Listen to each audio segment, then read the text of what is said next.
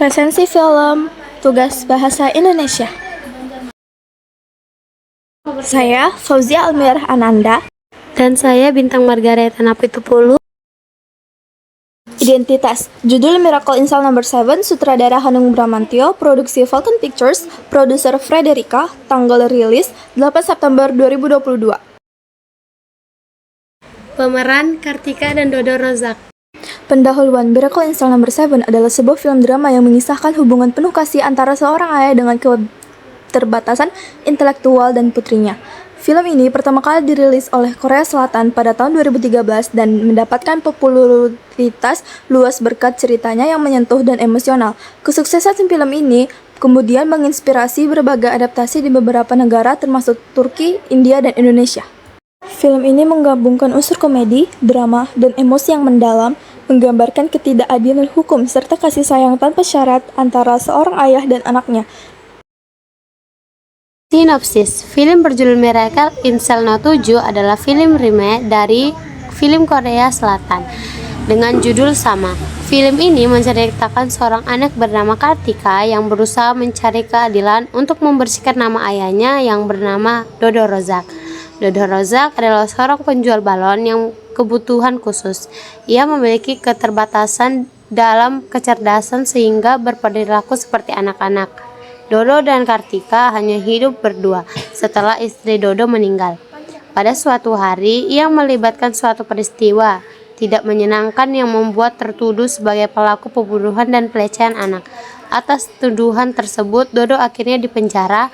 Hal itu membuat Dodo harus berpisah dengan Kartika.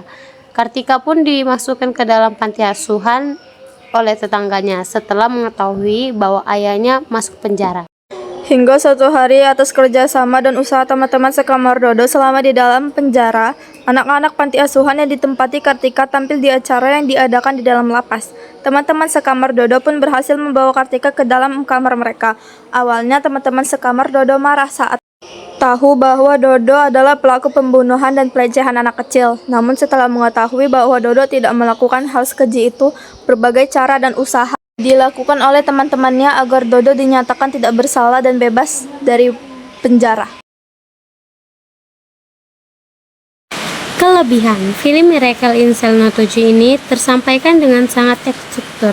Terbukti dengan alurnya yang maju mundur, film ini tetap dapat dipahami oleh penontonnya. Film ini berhasil mengobrak-abrik perasaan penonton. Kesedihan yang ada di dalamnya membuat penonton ikut terbawa suasana.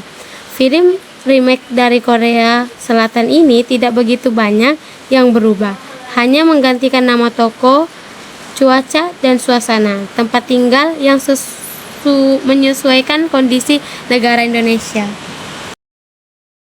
Beberapa aspek cerita seperti perlakuan napi di penjara yang terlalu baik dan mudahnya mereka membantu tokoh utama terasa kurang realistis dibandingkan kehidupan nyata di dalam penjara. Film ini menggunakan banyak adegan emosional yang sengaja dibuat untuk menguras air mata penonton. Bagi sebagian orang, ini terlalu dipaksakan atau berlebihan. Penutup. Namun, di akhir film, putrinya Kartika yang sudah dewasa, Graciela Abigail dan Mawar De Jong berhasil mengungkap kebenaran dan membersihkan nama baik ayahnya. Dalam sidang peninjauan kembali, pengadilan akhirnya menyatakan bahwa Dodo tidak bersalah. Tetapi sayangnya keputusan itu datang terlambat karena Dodo telah dieksekusi bertahun-tahun yang lalu. Sekian dan terima kasih.